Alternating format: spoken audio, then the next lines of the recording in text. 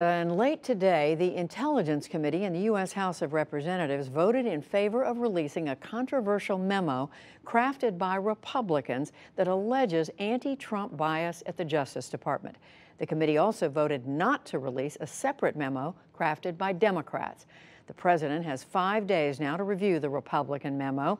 He can intervene to block its release, which the Justice Department cautioned last week would be, quote, extraordinarily reckless. And now to our regular Politics Monday duo, Amy Walter of the Cook Political Report and Tamara Keith of NPR.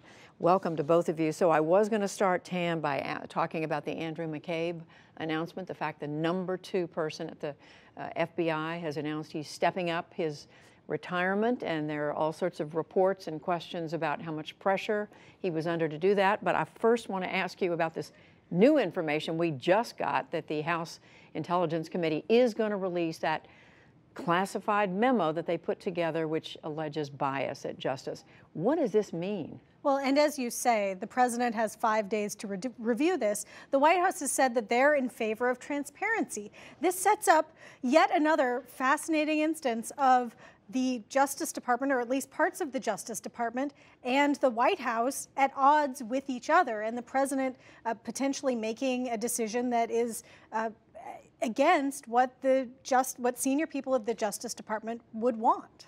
And Amy, partisanship. I mean, you have the Republican memo being released, but the Democratic response memo won't be. Right. The interesting thing, we call this in broad terms, the Russia investigation. I don't know the last time we actually talked about Russia. We spent a lot of time talking about the FBI. We spent a lot of time talking about Robert Mueller, or in this case now we have this report, the so-called memo. We don't spend a whole lot of time talking about the underlying issues there. And it is, to your first question about the partisanship, it is really polarized now. If you are a Republican, you're less likely to trust the FBI than you were back in 2014. Back in 2014, Gallup found that the approval rating of Republicans for the FBI was 14 points higher than it is today. If you're a Democrat, you feel better about the FBI than you did when Obama was there by about 9 points.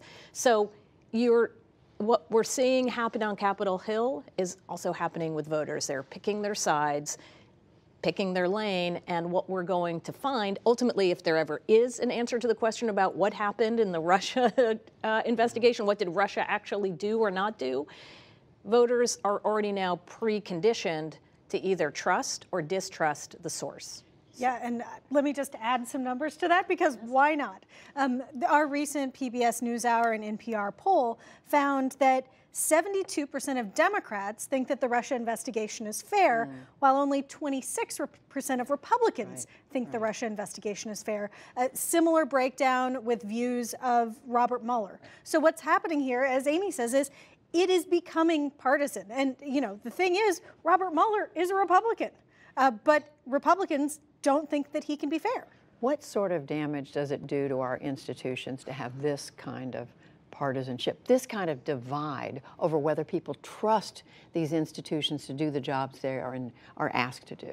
Yeah, I am very curious and / worried about what happens when there is a significant crisis, whether it is we're going into a situation where there's a war or a terrorist attack. Who are you going to trust? Are you going to trust intelligence?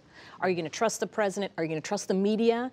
And all of those are going to be bumping up against each other. Look, it's pretty clear since 9/11 and the war in Iraq, there were already questions being raised under the Bush administration about trusting intelligence. But now I think that we have gotten into a very different territory where it is, if your side doesn't like the outcome, even before the outcome comes out, you're going to undermine the actual institution. And Tam, there have always been sort of questions bubbling beneath the surface, little questions. You know, Robert Kennedy was Attorney General when his brother was the President of the United States.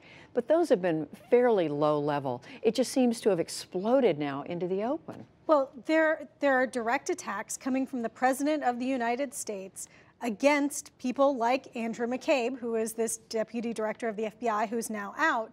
When you have the President of the United States tweeting negative things about a very high-ranking person at the FBI, when you have the president, when he was campaigning, saying that he didn't think that the investigations could be fair, because basically now you have a situation where when a personnel change takes place, you have to ask the question, well, was there undue pressure from the President of the United States? This is a sort of separation that typically that question wouldn't even come up. We are in a different time. Only a few minutes left, but I do want to bring up immigration. Yeah. Amy, the president released his proposed immigration reform plan last week. That's going to Congress. You're already hearing complaints, criticisms from the left, criticisms from the right. Not just what are the prospects for his proposal, but what are the prospects for any sort of immigration? It sure doesn't look very good, because if the President of the United States comes out and says these are our 4 requirements, and again, it's not just that Democrats are saying we don't like this. Folks on the right, especially from the world of Breitbart, Laura Ingraham, others who are immigration hardliners, saying this is amnesty.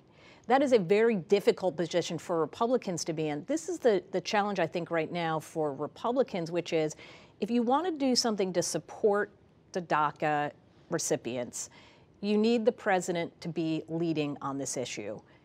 And I don't know how many of them feel 100% confident that the president is going to take the heat for them, even though he said previously, I'll take that criticism. Will he, if the right comes out and those on the right, more anti-immigration stance, come out and say, this bill that the president's supporting is amnesty, will he go out and say, you guys, don't worry about it, Republicans, you go vote for this, I'm going to stand up, I'm going to take those folks out, I'm going to fight for this bill, and I'm going to convince the public, especially on the Republican side, that this was the right thing to do.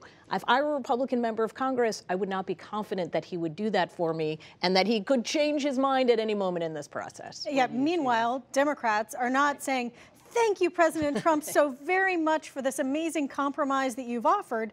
You know, the White House is saying, hey, we're offering a path to citizenship for 1.8 million people that are eligible for the DACA program.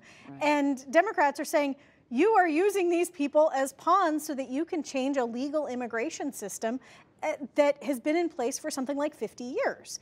So he's getting hit from the left, he's getting hit from the right, and it's just not clear that there's a coalition of enough people who think that this thing that the White House has offered is the right path. Whoa, we have a political divide.